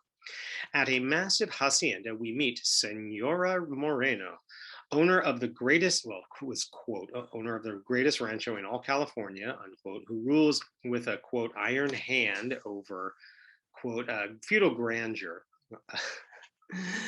Okay, that's enough with the quotes for now. Staunchly severe Moreno enters the kitchen, strides imperiously amongst the noticeably browner women, and asks one of them, Marta, "Have you seen Ramona and my son?" A pig-tailed Ramona cheerfully rides a burro on country grounds, as a card tells us of the mystery in her dark eyes and her adoption by Senora Moreno. Don Felipe Moreno begrudgingly holds the mule's tail, as a card tells of his proud Castilian blood. Ramona pulls Felipe onto the mule, sees his happiness, playfully pushes him off the mule, sees his anger, prods the mule, and loses the race as Felipe stops the mule, who throws Ramona over the mule's own head. Felipe puts Ramona on his back for the walk back to the hacienda, where the two of them mischievously sneak around staunchly sour Senora Moreno, who eventually affectionately kisses her son and sends him to wash up for supper, then criticizes Ramona's tomboyish outfit, manners, and lack of love for her. Ramona flips the question back, asking why Senora Moreno has never shown even an adoptive mother's love. When the Senora falls asleep at dinner, Felipe gathers a plate of food, sneaks out of the dining room, sneaks into Ramona's room, gives her dinner, which she'd been denied, and shares nose-to-nose affection that might be fraternal or more. After 3 years at a Los Angeles convent, Ramona returns to sneak a flower under the nose of a guitar-strumming Felipe, who embraces her and asks her to dance. Ramona's energetic courtyard dance inspires Marta and a club of her colegas to clap along, but when staunchly surly Senora Moreno arrives, the workers scatter. Ramona finds the fulsomely Franciscan friarish Father Salvier Dera in the woods, kneels, kisses his hand, and gets his blessing. At least a dozen Native Americans ride horses across a river until we meet Alessandro, quote, the captain of the sheep shearers, son of the last chief of the Temecula Indians, unquote. Alessandro quarters his men, greets Senora Moreno, requests and receives Father Salvier Dera's blessing, salutes Don Felipe like an old friend, stops by the river, spies Ramona doing washing, and is smitten. In cuts of people looking off stage right, we see the entire cast singing the Sunrise Hymn, followed by Ramona asking Felipe to explain the mysterious, beautiful voice, which he identifies as Alessandro's. Well before any such thing as Disney princesses, we and Alessandro see Ramona's amorous affinity with animals, including birds that ride on her shoulder. As Alessandro's men shear the sheep, Alessandro sneaks off to leave a small pot of small flowers on Ramona's barred window. And she places these flowers in her unpigtailed hair as she accepts his hand kiss. Weeks later, Felipe ardently reveals to Ramona that he often thinks of their happy childhood, but, quote, you have grown into a beautiful woman, and I would like to tell you, unquote. She interrupts, Felipe, you know I love you as a brother. That's where that quote ends. Ramona meets Alessandro at a thick oak, where he reminds her he'll be leaving tomorrow, declares his love, hears her gladness, and asks, quote, Senorita, does that mean you are mine, that you will marry me, unquote? Staunchly sullen, Senora Moreno shows up, demands to know why Ramona is dishonoring her, and hears from Ramona, quote, Senora, we have done nothing wrong. Alessandro and I are going to be married, unquote. Moreno takes Ramona to her private bedroom, locks the door, pulls out a chest of precious jewels, as she calls them, and explains, quote, your father gave it to my sister, Ramona, whose name you bear, unquote. Somewhat like Martha in body and soul, Moreno reminds the young woman the treasure if she marries a man, quote, who is not beneath you, unquote, but if not, jewels go to the church. Ramona says she'll give up everything to marry Alessandro, and Senora Moreno slaps her and threatens to return her to the convent. Kneeling, crying, Ramona asks why she could never know who her mother was, and staunchly saturnine, Senora Moreno says, quote, your mother was an Indian, your father was a white man. He married her after my sister refused him, unquote. Randomly, Ramona rises, raises her arms, roars, berates Senora Moreno, runs out of the room, and relegates Marta and Felipe with, have you heard? I am an Indian, unquote. She's loving it. While Alessandro waits at the oak, Ramona wraps up all her stuff in a rug, but can't walk away because Moreno locks her in her room. Felipe opens it and tells Ramona he'll sing to distract his mother while she gets away. Ramona replies, quote, goodbye, dear Felipe. I will love you always, and unquote, and kisses his mouth, causing him to take her in his arms and declare his very non-platonic love. When she keeps treating him like a brother, he reluctantly blesses her journey, steps out of her room crying, and tearfully sings to his mother, who compliments his beautiful voice this time. Ramona successfully sneaks past the Morenos to a rendezvous with Alessandro, who departs with her on horseback into a, quote, dark, secluded canyon, unquote. Ramona holds Alessandro, declares herself at home for the first time, speaks, according to him, quote, in the language of our people, the stars, the flowers, unquote, lies down and receives a kiss as the film flashes forward to their wedding, officiated by Father Salvadera. A title card welcomes us to the couple's home in a village several years later, where Ramona prepares food, looks over their bountiful farm, and shares affection with her husband and toddler. At the hacienda, Marta laments that Felipe hasn't been the same since Ramona left and his mother died. At the Temecula village, Alessandro arrives with the awful news that the doctor won't treat their sick son because they're Indians. Ramona holds her child in her arms as he dies, prays to a statue of Mary, Holy Mother, forgive me, and screams to hear Alessandro sawing together a miniature coffin. A card says, quote, marauders motivated by hatred and greed descend upon the defenseless Indian village, unquote. And we witness a rather impressively filmed scene of swarthy, beardy white guys on horseback overrunning the village and iniquitously liquidating the indigenous, seen in forlorn, blood-soaked close-ups. Holding her Mary statue like a baby, Ramona escapes to a distant hill with Alessandro, and they weep to watch the whites burning their home to the ground. A card tells us Felipe failed to find Ramona and Alessandro, quote, in all the Indian villages between San Diego and San Francisco, unquote. Father Salvadera informs Felipe that since the massacre, no one has heard from them, but we see them in the couple's high mountain cabin. When an exhausted Alessandro returns riding an unfamiliar horse, Ramona warns that he'll be accused of stealing it, but he assures her he only traded their old horse. He sends her to the stream for water. Sure enough, though, a white on horseback turns up, calls Alessandro a thief, and shoots him dead, Ramona arriving just too late to save him. Ramona goes mostly mental, screaming while pushing through scrub brush that cuts open her face, and later lying comatose in an Indian hut for 10 days. That's what it's called. Felipe finds her there with blank open eyes, where another Native American tells Felipe she's not ill, but has lost her memory. The hacienda help happily hails the homecoming of Ramona until they see she's awake but catatonic. In the courtyard with the staff watching, Felipe recalls, quote, every happy incident of their youth, unquote, moments that we see in flashback. Ramona flutters, flickers, flits, spins, dances, and falls into her stepbrother's arms, saying, are you Felipe? As he answers affirmatively, he appears more than ready to kiss her lips, but she turns her head and says, quote, why, it is just as though I had never been away, unquote. Instead of white Helen Hunt Jackson's ending of marrying Felipe, Ramona, perhaps more realistically, keeps him in the friend zone. Despite these soapy aspects, Ramona sustains as perhaps the best surviving silent feature directed by a Native American, and as a relatively nuanced look at indigenous/Mexican/white relationships. The white slaughter of the Temecula village is almost better for being less motivated than it is in the book. The imagery remains fierce and uncompromising for any era, including ours, especially considering we well nigh witness the white-caused deaths of 2 indigenous infants.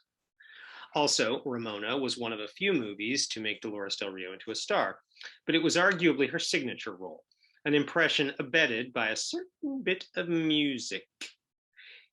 In March 1928, 2 months before Ramona was to be released, Dolores Del Rio appeared on a radio show along with Charlie Chaplin, Douglas Fairbanks, Mary Pickford, Gloria Swanson, John Barrymore, and other stars to show that they could still star in the sudden new era of sound cinema.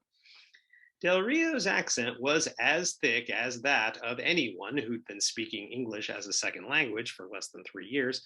But on the show, she wowed listeners by beautifully singing a new song written for the film called Ramona.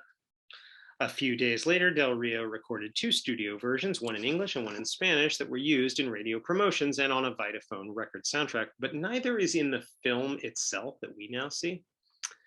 So accounts differ. Some say that United Artists shoehorned part of her recording into some versions of the film, but those versions are lost. Others say UA didn't have time to slip anything in.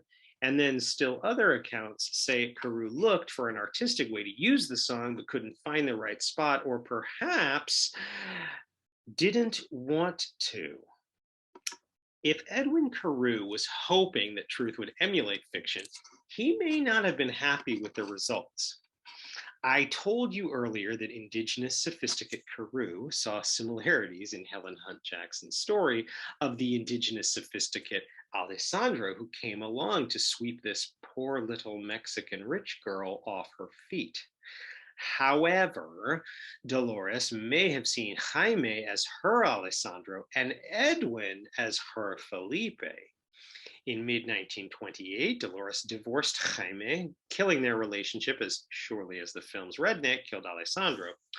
I mentioned the altered ending's relative friend zone realism, and Dolores Del Rio arguably emulated that realism with the press after her next film under contract with Carew and United Artists, Evangeline, when she told reporters, quote, Mr. Carew and I are just friends and companions in the art of the cinema. I will not marry Mr. Carew, unquote. Del Rio didn't need to add that she was contradicting many rumors that Carew had himself planted in the press. But with her under contract, Carew threatened to make her on-screen life hell, much as he had planned to make his then current wife's life hell. Del Rio fought back, canceled her contract, received his lawsuit, and they settled out of court. Carew's ramped up revenge, though, was a remake of a 1927 hit of Del Rio's, the Russian set Resurrection, as a film starring Hollywood's second biggest Mexican star, Lupe Velez. The 1931 remake did mediocre business, and Carew directed one more film ever in 1934. It's hard to avoid the impression that Edwin Carew threw away his career out of frustration for his unrequited love of Dolores Del Rio. I mean, I don't know if that's life imitating art, but it's something. Dolores Del Rio went on to many, many other filmic milestones, from the first A-lister to appear on screen in a two-piece swimsuit, to Orson Welles' muse during Citizen Kane, to a triumphant return home as part of a Mexican cinematic renaissance, to her advocacy for all kinds of Mexican art, to becoming the first woman to sit on a Cannes jury, which didn't happen until 1957. Perhaps the most impressive thing about Del Rio is that she never lost her Mexican citizenship or pride in her nation. She repeatedly told the press that her main goal was to represent Mexico not as a country of bandits or laborers, those are her words, but as ordinary and extraordinary people. Del Rio walked so that future women and Mexican American actors and creative artists could run. There's no way to summarize all the themes of 14 years of silent feature filmmaking. As a very, very general rule, persons of color were excluded or relegated to supporting roles. Queer people were next to invisible or effaced. Disabled persons were more visible, but rarely in ways we would now consider positive. The two most famous portrayals of the period were the title characters of The Hunchback of Notre Dame, Dom, whatever, and The Phantom of the Opera. My students would like to tell you that's just because people were more ignorant then. But watching Oscar Michaud's nuanced films calls that appraisal into question. In this era of suffragettes and jazz age hedonism, all of the films discussed today pivoted on the choices of a young, beautiful woman and whom she might love or be with. If the films are feminist or anti-feminist, their notions about women cannot be separated from race, class, age, and perhaps Hollywood imperatives about seeing young women on screen, or perhaps these films help to institute those imperatives. Still, all of the women in our 5 films today at least survive past the film's halfway points. Only later would Hollywood decide that part of its imperative to show young women was the need to start the story with one of them dying. Our long story has started better than that. Next week, it continues with our first guest of the season, or I believe it's going to be our first pair of guests ever. I'm going to have to see. Next time, the story of Hollywood's countercanon moves into the first decade of the sound era with Hallelujah, Freaks, She Done Him Wrong, Imitation of Life, and The Bride of Frankenstein. I hope you'll join me. Until then, save me some popcorn because there's always another movie to see.